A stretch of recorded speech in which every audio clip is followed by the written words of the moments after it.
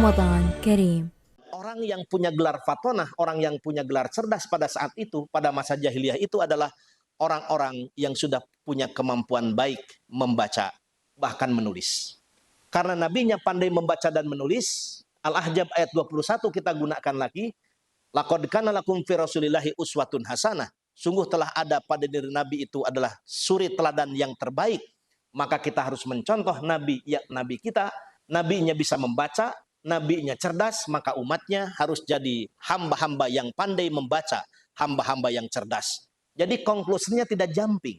Tapi kalau tadi jumping conclusion, karena memang faktanya tidak demikian. Itu dikembangkan oleh para orientalis. Orientalis itu adalah orang yang mempelajari Islam, tetapi untuk merusak Islam dari dalam. Beda dengan Islamolog. Islamolog itu orang yang mempelajari Islam, meskipun dia bukan seorang Muslim, Islam dijadikan sebagai objek sains, objek kajian. Dia banyak nulis jurnal, nulis buku, banyak menghasilkan hasil riset.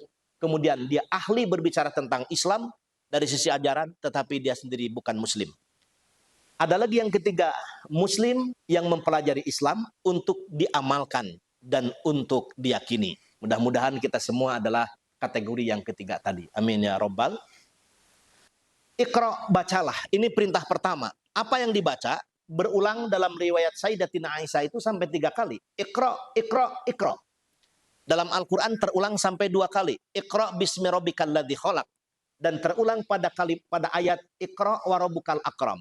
Kalau kita gunakan ilmu balaghah, salah satu ilmu sastra Arab, dalam ilmu balaghah itu disebutkan sesuatu yang diulang dalam tradisi Arab itu menunjukkan yang diulang itu betapa penting.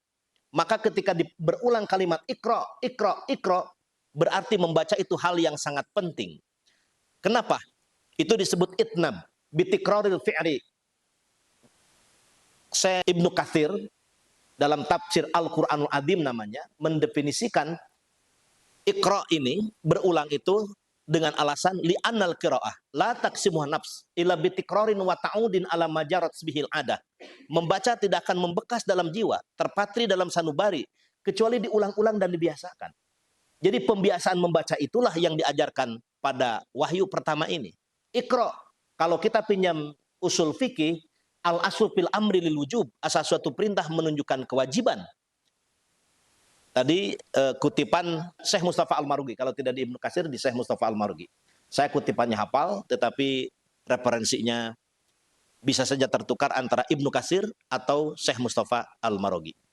Dalam tafsir Al-Marugi. Itu kan kalau ada adik mahasiswa sering mengatakan rasanya ingat tapi warnanya lupa. Iqra itu merupakan perintah. Al-aslu fil amri lil wujub. Asal suatu perintah menunjukkan kewajiban. Maka membaca merupakan kewajiban. Apa yang dibaca? Objeknya mustatir, tersembunyi. Apa yang dibaca? Karena bersifat umum perintah membaca ini, maka biarkan pada keumumannya. Lalu para ulama ahli tafsir menyebutnya ada 2 ayat-ayat Allah yang mesti dibaca. Yaitu ayat-ayat kauliyah yang terdapat dalam kitab Al-Quran dan ayat-ayat kauniyah yang terdapat dalam kitab kehidupan. Al-Quran dibaca supaya hidup teratur. Diri kita dibaca supaya hidup tidak takabur. Sejarah dibaca supaya tahu perjuangan para leluhur. Dan alam buana ini dibaca supaya lahir karya-karya luhur. Masyarakat dibaca lahir ilmu sosiologi. Bintang dibaca lahir ilmu astronomi. Laut dibaca lahir ilmu oceanografi. Jiwa manusia dibaca lahir ilmu psikologi. Semakin tinggi kualitas dan kuantitas membaca kita, maka semakin luas pengetahuan, semakin banyak pengetahuan, maka semakin memungkinkan mengembangkan sains dan teknologi. Ini pentingnya membaca. Maka salah seorang mantan orientalis yang menulis buku judulnya Le Bible, Le Coran et la Science, yaitu Maurice Bucaille, tertarik dengan Islam itu karena semata-mata banyak isyarat-isyarat ilmiah yang terdapat dalam Al-Quranul Karim. Pertanyaannya, apa yang disebut dengan Al-Quran? Secara bahasa, Al-Quran itu adalah yang dibaca, al-makru. Sedangkan secara istilah, antara lain, Syekh Abdul Wahab Khalaf mendefinisikan Al-Quran sebagai kalamullah. Kalam-kalam Allah. Nazala bihi ruhul amin. Yang diturunkan oleh ruh yang terpercaya, yaitu Jibril. Allah ketika menurunkan Al-Quran, diturunkan itu sekaligus. disimpan di Baitul Izzah. Nah, kalau menjelaskan ini pada masa dulu itu susah menjelaskannya itu. Tapi kalau sekarang gampang. Anda punya file, satu bundel skripsi, tersimpan dari satu file atau satu folder, tetapi di printnya itu per lembar per lembar.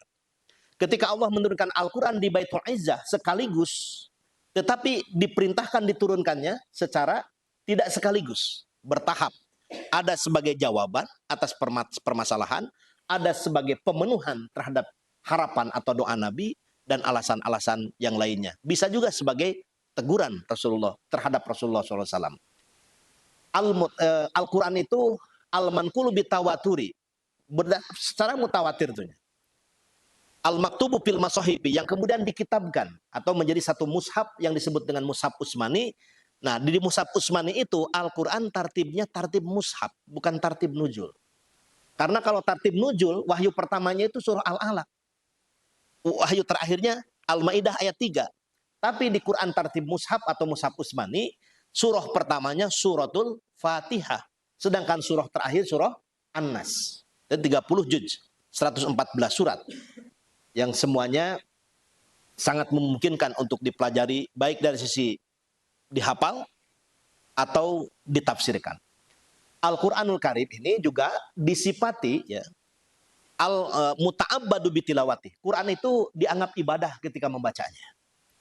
Jadi faham tidak faham, ini terutama untuk orang awam. Faham tidak faham, Al-Quran itu dibaca jadi ibadah.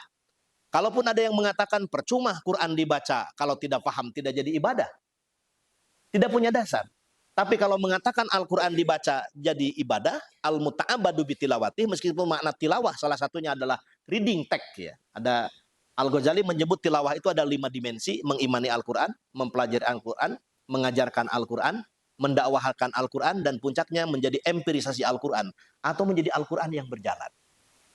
Salah satu dimensi tilawah itu adalah al-qiraah atau membaca. Saya ini salah satu Dewan Hakim Syarhil Quran di Jawa Barat dan pembina ke tingkat nasional. Jadi yang disebut MTQ, Musabaqah Tilawatil Quran, bukan hanya membaca Al-Quran. Ada menulis kandungan isi Al-Quran, ada fahmil Quran, ada syarhil Quran, bahkan ada kaligrafi atau khot. Kemudian ada hifdil Qurannya, yang qiraahnya pun ada yang tingkat muratal, mujawwad, dan kemudian tingkat qiraah, yaitu qiraah sab'ah. Kemudian ada tafsirnya, tafsir pun ada yang dengan bahasa Arab, ada yang dengan bahasa Indonesia, dan ada yang berbahasa Inggris. Mungkin ke depannya ada tafsir berbahasa daerah atau berbahasa Sunda. Dan tafsir berbahasa Sunda itu banyak ditulis oleh para alim ulama pituin orang Sunda. Misalkan di Purwakarta, itu Syekh Baing Yusuf. Nah, Syekh ini ciri khas kalau ulama kita jebolan Saudi Arabia pada masa Belanda pasti punya gelar Syekh. Syekh Baing Yusuf. Baingnya itu bahasa kita, bahasa Sunda. Baing itu singkatan Bapak Aing. Nah, Syekh Baing Yusuf itu menulis tafsir Sunda, fikih Sunda, dan tasawuf Sunda. Kemudian di Bandung ini di Cibabat ada Mama Cibabat, sering dikenal Mama Ciung Wanara. Juga menulis tafsir 30 juz berbahasa Sunda, meskipun huruf-hurufnya huruf Arab.